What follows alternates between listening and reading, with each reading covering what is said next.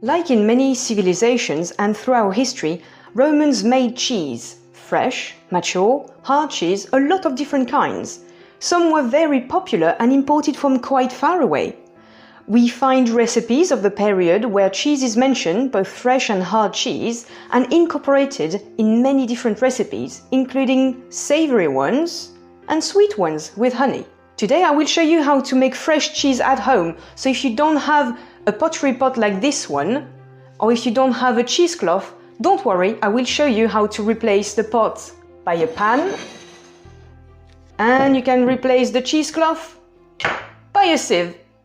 So to make fresh cheese with herbs like in a Roman recipe, you will need a pan, 500 milliliters of full-fat cow's milk, salt, it's optional, but I prefer it, parsley, or chives, mint, or any other fresh herbs you might have. You can use dried herbs as well, or nothing at all. A spoon to stir with, and instead of a cheesecloth, you can use a fine sieve. The most important thing is the acid that will curdle the milk. You can use cider vinegar, malt vinegar, lemon juice, or wine vinegar. Now, for a Roman recipe, we would tend to use wine vinegar, because it's a byproduct of winemaking.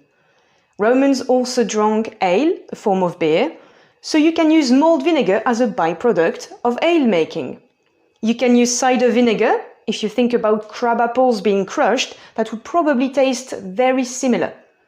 Otherwise, you can use lemon juice. I would advise a whole fresh lemon, and the juice of that should be enough for 500 milliliters of milk. First, pour all your milk in your pan and heat it up over medium heat. Keep stirring the milk until you see some light smoke, well, some evaporation, on top of the milk. Now I can see some, it means the milk is heating up gently, and if you see some little bubbles really on the side of the milk, on the side of your pan, that will indicate that it's hot enough. We try to reach about 60 degrees, shall we say, but I don't want to use any thermometers, and the Romans certainly didn't. So you will have to guess it, but don't worry.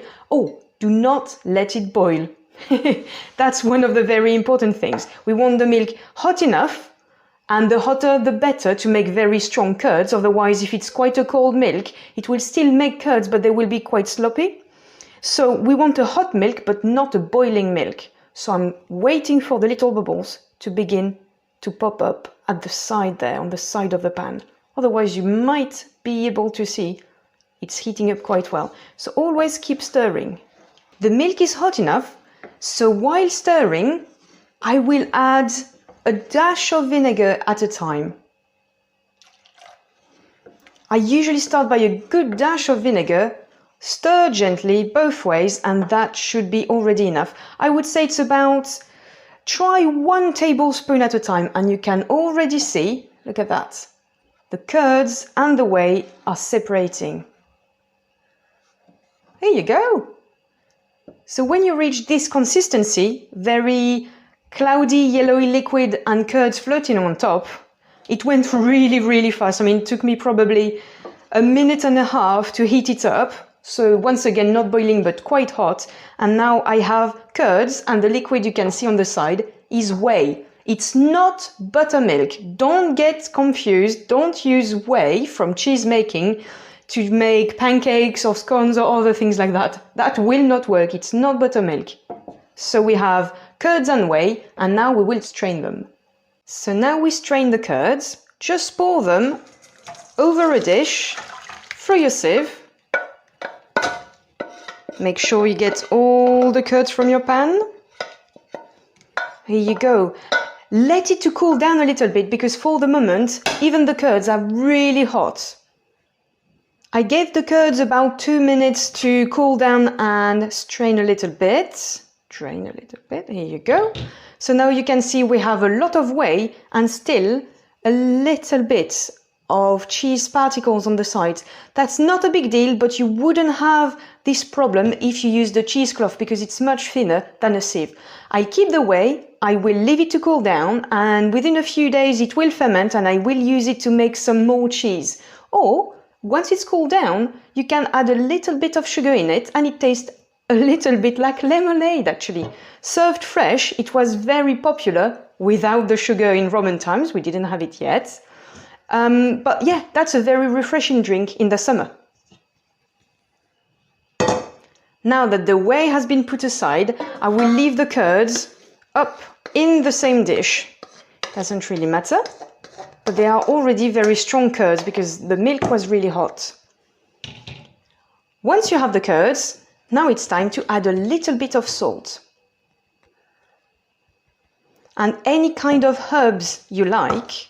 I think I will add parsley, though if I was a little bit cheeky and wanted a bit posher Roman recipe, I would use salt and black pepper, freshly ground black pepper.